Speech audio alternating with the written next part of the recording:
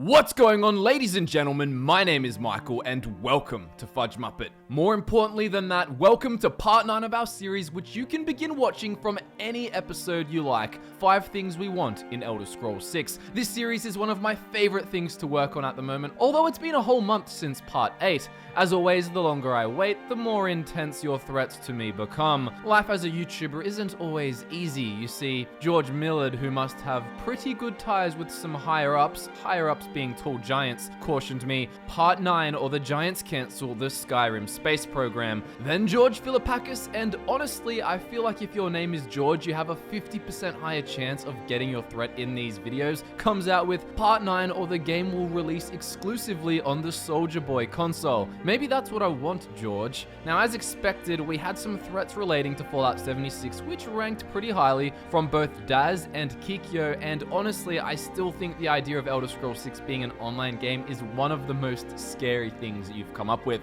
Worse than multiplayer though is Polar Bear's idea. Part 9 or Elder Scrolls 6 will be a point-and-click adventure game. A favorite comment of mine, which didn't really get many thumbs up, was Part 9 or Big Chungus will be the final boss for Elder Scrolls 6. If you know, you know. I'd try to stop this, but English Ollie has already put Lydia in my doorway. A user who goes simply by the name L reckons Part 9 or all horses actually obey the laws of physics. I bet they have something to do with the giants and the Skyrim space program as well. From the Republic of Voltcandia we receive, make a part 9 or I will get a job at Bethesda, create all 3 of you as potential followers for Elder Scrolls 6, then play the game and force you to carry my burdens. I did appreciate how some comments were more realistic. For example, Chris Hodges explained to us all, part 9 or there will never be 5 things we want in Elder Scrolls 6 part 10.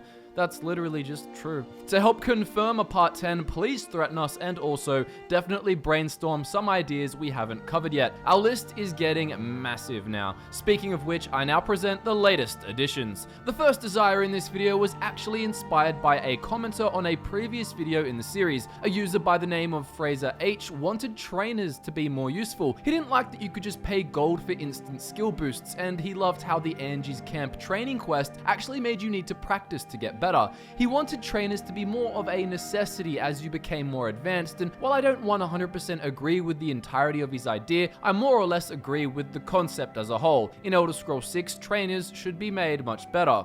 I would still want to retain the ability to pay gold to instantly boost your skills with limits like usual, so I would want to keep that aspect of it. It incentivizes having money, which I'll talk about later in the video, and it's also just a nice convenience for players who desire such a method of quickly upping some skills. I mean, if you want to actually train to get better, you can already do that, as that's how the entire leveling system is built in the Elder Scrolls. You level by doing. However, I think trainers should have activities and quests added in somehow, and also provide more value than just leveling up your skills. So let's talk about the activities and the quests first. So we don't want to make leveling up with trainers tedious. So to take the example of Angie's Camp, imagine every time you wanted to level archery via training, you had to shoot at the targets over and over again. It would get old. However, it was a really cool quest. Imagine if there were set quests given to you by trainers as soon as you tried to train with them, with one quest being given at any point you first talked to them at level 50 up until level 75, the next at level 75 up until 90,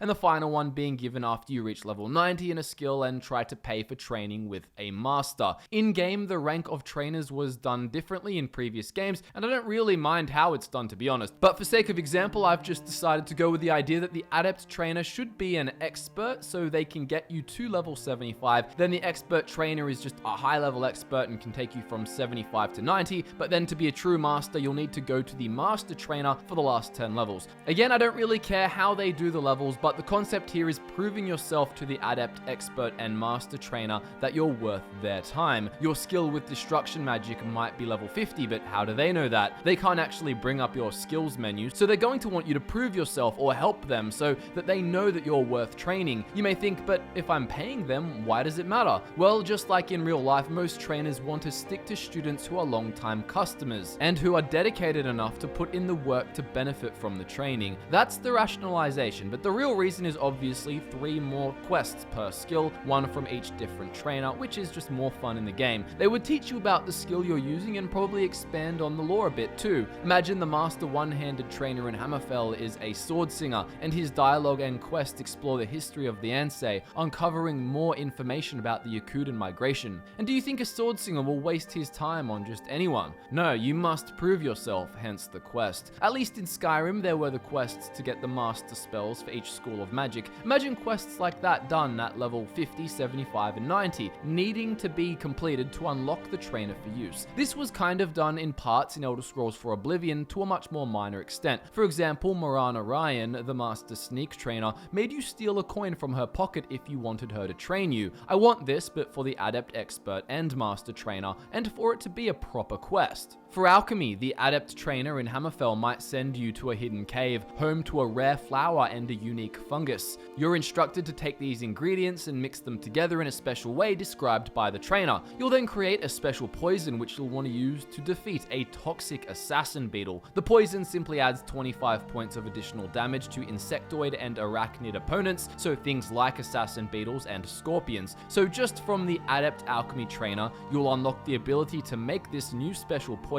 You'll go to a new unique location and have fun on a quest fighting an enemy while testing out the alchemical poison you learnt to make. Cool little rewards like this incentivize using trainers, but even without a physical reward, the quest itself is incentive too. Another way that this could be done better could be to make these big quests actually the end of using a trainer. So when you meet them, you might do what I'd call an activity or a misc quest. This could be like Angie's Camp, where you prove your dedication to the skill somehow, but then when you're ready to use the next trainer, you'll need to complete a quest before moving on. The next trainer will then make you do an activity for them when you first meet, and then you'll move on from them with a cool quest at the end too. These quests could also give your character special passives, again incentivizing trainers. So no one misses out, however, I think it would be fair that if you get to level 100 yourself, you're still able to go talk to all the trainers and ask them if they need help with anything. Then they'll send you on that end quest so you can get the passive anyway. If you're getting 3 passives per skill by using all the trainers, you wouldn't want them to be too intense. Something useful but balanced.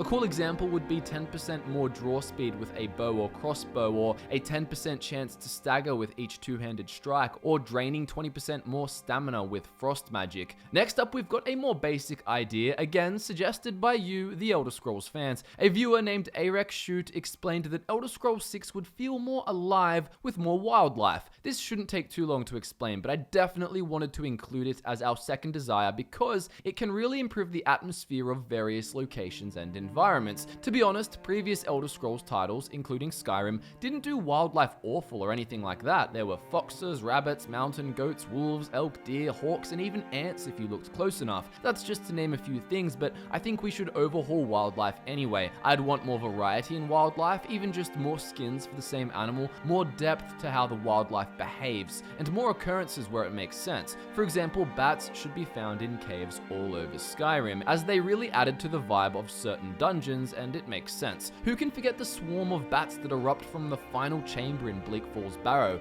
I don't remember seeing bats after this often at all though. I didn't go through Skyrim and count all the bats myself for this video, but on the Elder Scrolls wiki I can only see 4 listed locations in Skyrim that have bats. Anyways, let's just get things kicking with examples for Elder Scrolls 6. Something really cool that you could add into the game would be more clusters of wild animals. Animals like goats and deer are literally called herd animals, and I would love to see that represented in the game. Imagine traveling through a very dry desert area in Hammerfell, and as you rise over the top of a sandy hill, you look down across the desert plains and you spot an oasis. Sometimes it would be empty and bare, however in this instance, there's 20 desert antelopes crowded around the water, quenching their thirst in the sun. This adds so much more to the atmosphere than just having one antelope run past you all of a sudden and it just goes off in a random direction. While there are reasons that you could see a herd animal traveling alone, if the animal is meant to travel in groups, then it should often be seen in groups, and they should behave appropriately too, with their own routines and randomly generated interactions. As is the case with how many ideas in Elder Scrolls 6 should be executed, it should feel as if the world, in this case the wildlife, exists without you, as opposed to them facilitating your experience by randomly being found and just running about doing nothing useful for themselves. Carrying on on from this same example, imagine seeing the same group of antelope then being hunted by a pack of wild desert dogs who erupt from the nearby shrubbery, roaring with an obvious craving for flesh. Or even more alien and scary, imagine watching these peaceful antelopes drinking from the water and smelling around each other, enjoying the serenity, but then a big patch of sand near one of the outlying beasts begins to shake, and a gigantic scorpion emerges from beneath the surface, guillotining an entire antelope within one pincer, beginning to feast casually as the other herd animals screech and sprint away. In Hammerfell, you could see small reptiles scurrying about and sunbathing on rocks, as the commenter suggested, and you could also sometimes see snakes around rocky cliff areas too. Certain mods for Skyrim added more wildlife pretty well, having ravens near graveyards and just seeing birds travel in flocks more often like they are supposed to. Even a cluster of pigeons can be cinematic if they fly behind a tall city chapel, as rays of morning sunlight begin to breach the horizon. Seeing flocks of common birds, solo birds of prey, a variety of reptiles and small insects like spiders and regular-sized scorpions would be much more immersive. Adding more animals helps too. I loved how in Oblivion you could just find wild horses. That would be really cool to see again. I'm sure Hammerfell could feature packs of roaming camels as well. Again, behaviors are important, so certain animals should have multiple set schedules which are picked at random and then dictate where they go to hunt or drink or rest or graze on any given day. Some animals are territorial, only attacking you if you get too close, but otherwise being passive. Others would run away regardless and never fight back, while others are almost always hostile. This is already done in Skyrim, but more thought could be put into it. Just like occurrences, some behaviors could be programmed to be random too. So if a wolf is not with its pack, it might not have the confidence to fight you and instead decides to run away. There's room for more detail underwater too. Think of schools of fish or piles of coral under the water near the coastline, with eels sometimes spotted near the rocks. Swarms of little crabs that you can harvest in the same way you can do with insects. You get the idea with all of this. I just want to see a realistic amount of animals that makes me feel immersed in a wilderness that truly feels wild. The atmosphere should feel like this is a place far from civilization where complex ecosystems are functioning in the world around you, regardless of your presence. Now let's move on to the third desire, and this is actually one I can't believe I hadn't given much thought to before this video. Character traits. Immediately, I think of Fallout New Vegas when I hear this phrase, but if you think about it with an open mind, I think there's a really good case for traits being in an Elder Scrolls game too. So firstly, for those who aren't familiar with the concept, what are traits? Traits are more or less like perks. However, instead of picking them as you level up and having them governed by the skills you develop, you pick them at the start of the game. They're perk-like bonuses that reflect who your character intrinsically is or how they developed prior to the beginning of the journey you will play them in. Interestingly, traits have advantages and drawbacks, and function as a device to make your playthrough with any given character build more unique. It's another way of being able to customize your character, further defining who they are in a way that can help role-playing, but definitely shows in the gameplay too. To use two examples from Fallout New Vegas, there's the good-natured trait, and another one called small frame. Small frame, as the name suggests, is chosen to represent a character with a lighter build. It grants you +1 to your agility stat, but your smaller bones take 25%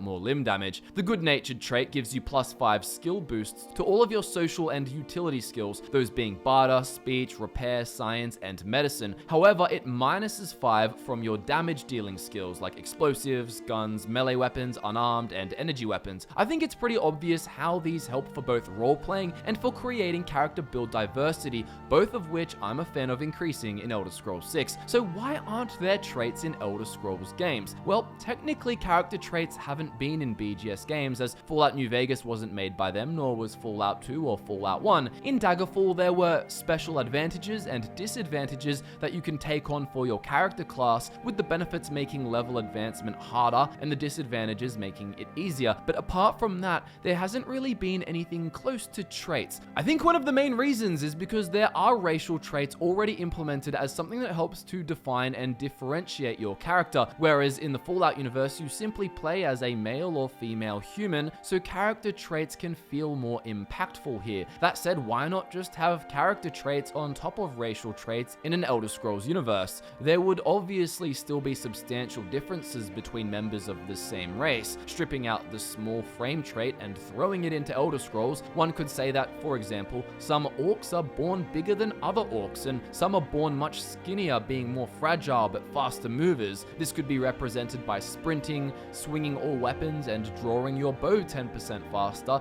but the penalty is that you take 10% more damage in general from everything. So yes, you're an orc, you're strong, you can unleash your berserker rage, but you're still more frail than other orcs, but also faster. Now, before I explain some more examples of traits I've come up with, let's talk about a factor that the trait system would need to consider. In Fallout, when skills were a thing, you were given skill points when you leveled up to allocate. In Elder Scrolls, however, you level by doing, meaning you can get all of your skills to level 100 if you want to. Because of this, I think Elder Scrolls character traits should avoid focusing too much on skill bonuses. Your race already changes starting skills, and if there was a class system, it would be modified further. But even without a class system, picking traits at the start of the game which mess with skill levels simply isn't as impactful, because you can level up your skills to 100 later on if you want. In Fallout New Vegas, characters had to be more careful with skill point allocation, so having traits which added or subtracted from skills was more useful. So I think in an Elder Scrolls game, traits should focus on being more unique, and there could be a list of about 30 to pick from.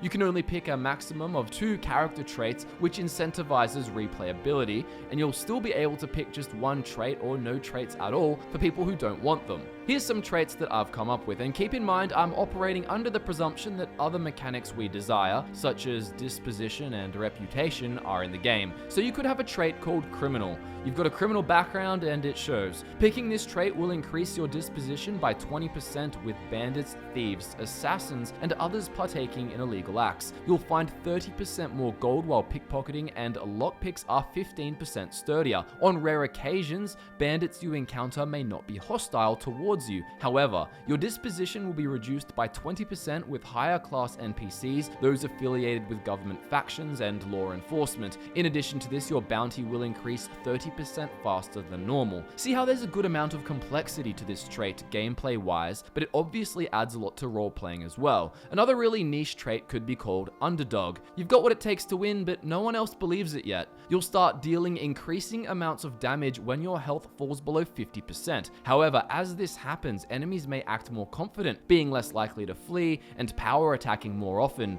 Your intimidation effectiveness is also reduced by 25%. A trait like this might be perfect for role-playing a character, and it also makes your playthrough different to others because enemies will act more aggressively the lower your health is, but you'll be more powerful too. You could use this tactically in your playstyle as well. Another trait could be called noble. You were born with a silver spoon in your mouth, but some of it stayed on your tongue. Nobles and those in the upper classes of the social hierarchy will have increased disposition towards you, be 20% easier to persuade, you get 50% more XP when passing their speech checks, and you'll have a small chance to be forgiven of petty crimes. However, your disposition will be 30% lower with peasants and other lower class individuals and criminals. On occasion, vendors, including shopkeepers and bodyguard companions, may also try to charge you 15% more when you purchase their goods and services. Finally, you could get a trait called duelist. You've had some practice with the sword. This trait makes you deal 10% more damage and strike 10% faster with a sword in one hand and nothing in the other. When fighting an enemy who is also using a sword in one hand and nothing in the other,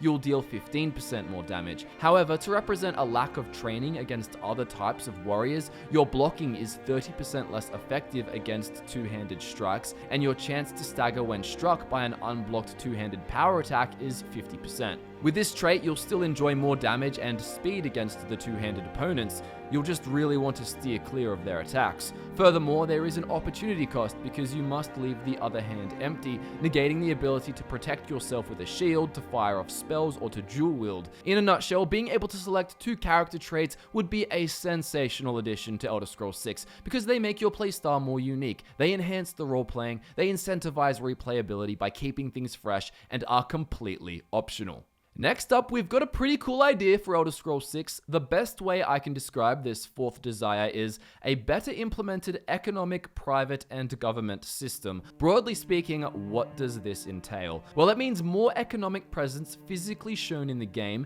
It means more involvement of banks and other commerce-based institutions, both privately owned and government-owned. It also entails a better enforcement system when it comes to your public bounty, and also systems involved by which you'll have a reputation with private businesses who have their own enforcement if you can't keep your end of any given deal. High Rock is a great setting for this desire to take place, as we already saw banks here in Elder Scrolls 2 Daggerfall, and especially around the Iliac Bay region, we know there's a lot of trade routes and economic activity going down. Also, High Rock would be split into kingdoms, which works well for a division of bounties, and for the potential for lots of interconnected companies and governments with different allegiances and reputations, both among each other and with you, the player. Firstly, let's talk about economic presence. A great example we can use is the East Empire Trading Company. This multinational company is referred to as a monopolistic mercantilist, and they're meant to be super powerful, dominating trade all around places in Tamriel. In Skyrim, however, yes, they have the warehouse near the docks in Solitude, but their presence doesn't really feel that big. You go into their one little office in Windhelm and it's just this quiet room with not much going on. In Elder Scrolls 6, I want to see boats traveling between various docks, unloading and packing cargo. I want to see caravans going between kingdoms on the roads with carts of goods that are being wholesaled to the various vendors of the province. I can understand if the game is set in Hammerfell, there might be less economic activity in general compared to High Rock, but we should still see it happening way more often than we saw in Skyrim. We'd also want banks to return as well. Banks were in Daggerfall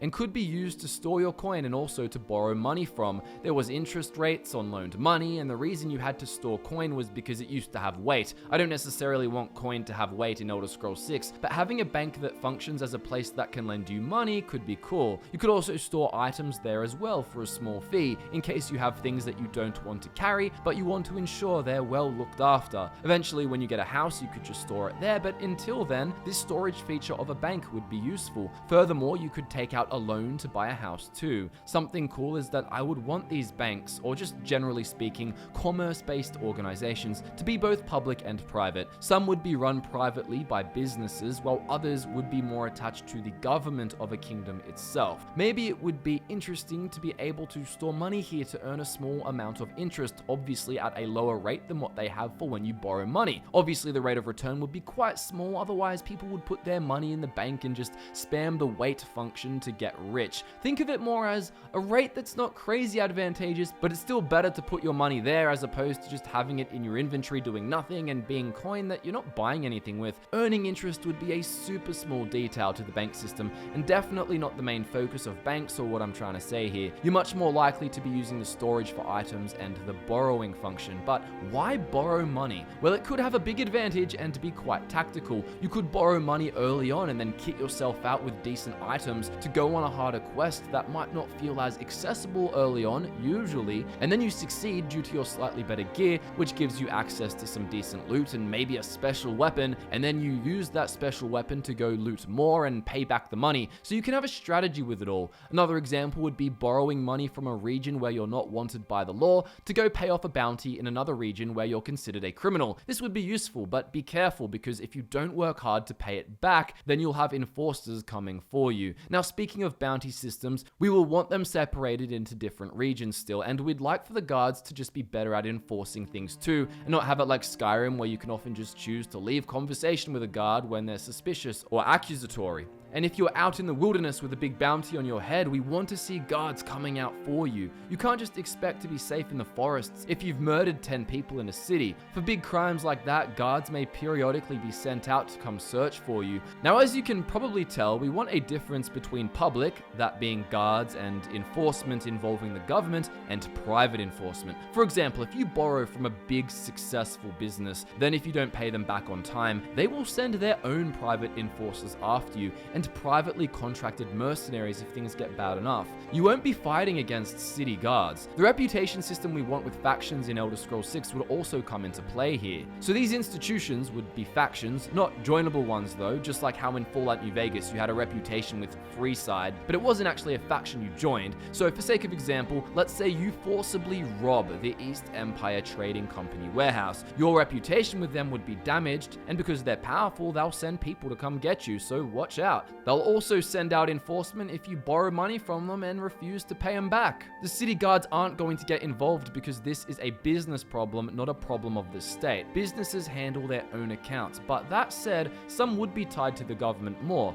So again, with the East Empire Trading Company example, they actually are owned by the Empire. So if you had borrowed a huge amount of money and not returned it, and you'd robbed their traveling cargo ships and carts, then it could get severe enough to where the Empire itself does get involved. It would also depend on who you borrow from, how much, how bad you behave, and what allegiances the borrowers have to the government or even other private companies. There would be places where the government doesn't care. So if you borrow from a smaller private lender and then don't pay it back, and you run off to some city in the Alakir Desert somewhere, the government there might not care at all. They're not going to enforce it because it's not their problem. You'll just have to watch out for the lender's enforcers. Anyway, so bounty in the city is different to bounty with a private firm, which is also different but still related to the reputation you have with a certain kingdom or company. Among private companies, however, you could smear your reputation with other ones that they're tied to. For example, if you borrow from one company and don't pay it back, they might inform another lender of this, who will also view you in a negative light and not want to give you much money. Now, when it comes to robbing banks, traveling cargo boats, and so on, I want it to be highly challenging depending on the reward. So you can even rob big private companies or kingdoms' banks, but it would be super tough. They'd have lots of enforcement protecting it, lots of guards, and this is all under the presumption that we've scaled cities up from Skyrim's level where there were only like 30 people in a city. We're assuming the cities are huge and expanded with 100+ people, and they'll have eyes and ears everywhere. There would be law enforcement to stop you escaping the cities by closing off the gates and doors if you're detected,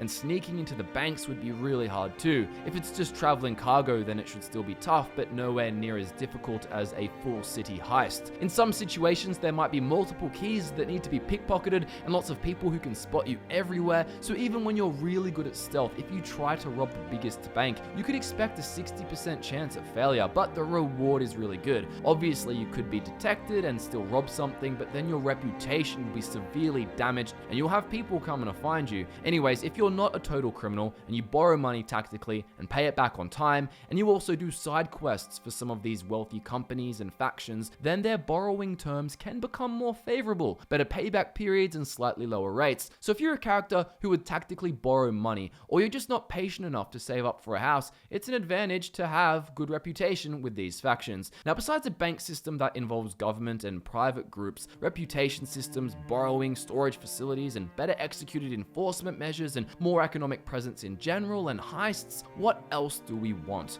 Well, our final desire for this video has been left until last because it actually ties in with this idea of better done economies and enforcement, and that is more incentive to making and using money. This also helps to further answer the question I asked in the previous desire of why borrow money. So in Elder Scrolls 6, we want more useful ways to spend our money, better things to buy, and perhaps even fund. This gives players more incentive to be merchant-like characters and to focus on the speech skill and getting rich. In Skyrim, getting rich is heaps of fun. However, once you've got the house and gear you want, there's not a whole lot to spend your money on. Money still has good use in Skyrim, as you can dish out your coin to get resources in the process of improving certain resource-dependent skills like smithing and enchanting, and as mentioned at the start of the video, you can use money to pay for training. We want to see the incentives increased, however, because often in Skyrim, I would end up with so much money in my inventory and nothing to spend it on. I mean, for some characters, I would go on a power trip and buy every house in the game and upgrade them all, but still, most of the time it was just fun to see how much coin can I get. Now, in any realistic world with currency,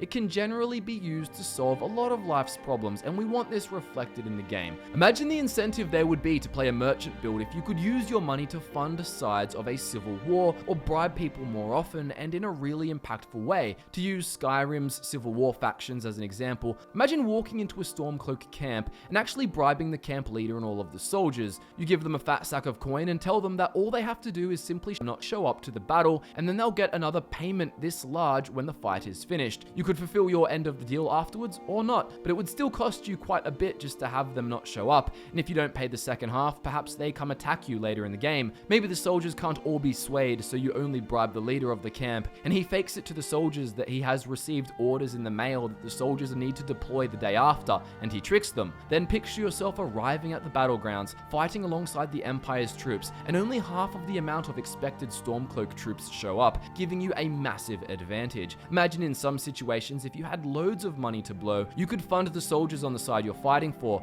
providing a donation to the captain of the guard, resulting in the fighters having better armor and weaponry. So long as Bethesda doesn't let you use real money to buy in-game coin, then I think this system's really fun. You're using the money your character created to help fund and therefore win a battle. If you're role-playing a really political character, then it makes sense to put your money where it will further your agenda and your beliefs. Imagine in a big siege if you could actually decide, you know what, I'll pay for an entire catapult to be built. Things like this would help improve your chances of victory, it would be super fun, and it would give you something to do with your money instead of just having it sit around. Furthermore, it provides a lot of incentive for money-making builds who don't specialize in combat, as what they lack in battle prowess, they can make up for with a talent for making money, which in turn is used to give them other battlefield advantages. This is even cooler in a system with better battles and wars like we talked about in a previous video, where you can actually lose battles and to be punished for it. I feel like funding my side's troops when I know that the outcome of winning or losing has an actual consequence. Obviously, this is ignoring the idea that some people will just save and continually load back until they win. Anyways, I think this is just one way that money could be given a more enjoyable and practical use. Furthermore, as much as it's a convenience thing, another issue money could solve could be skipping really low tier fetch quests. I wouldn't want to skip quests that are actually fun or seem mundane but then take you to cool locations. However, if you were given a generic task at the Mages Guild, for example, like go bring me these 3 different flowers, it would be neat if there was an option to just give them a bag of gold and allow them to buy it themselves. This would be more expensive than going and getting or buying the ingredients yourself, but if you're playing a rich character and you don't want to do this boring quest, then the option to just throw money at it could be used. It not only helps with convenience, but also improves role-playing in a way that makes sense. BGS would have to decide that if any miscellaneous fetch quest is secretly fun, they wouldn't put the option in to just pay for the items to be sourced. Another example could be if someone asked you to clean something like a room. Imagine if in the A Night to Remember quest in Skyrim, when you were tasked with cleaning up the trashed Temple of Dibella, if you could just say, here's a donation, please have someone else do it. And it was a small bit of gold, but you didn't have to perhaps stoop below your noble status of the character that you're playing, and you didn't have to waste time doing menial tasks that your character considers underneath them. So more instances of bribery or paying for things are great. Being able to pay for chores to be done for you is also cool, as is being able to fund aspects of battles. One final way to incentivize making and spending money would be to have special unique items available for purchase at stores. I'm talking about true unique weapons and armor that can't be made through enchanting or smithing and can't be found anywhere else. Consider them artifacts, and on occasion you'll run into a store owner with a very special and expensive item for sale. You don't need this gear at all, as there would be plenty of unique, powerful armor and weaponry to discover elsewhere in a good Elder Scrolls 6 game. However, if you want this specific one-of-a-kind item for your build,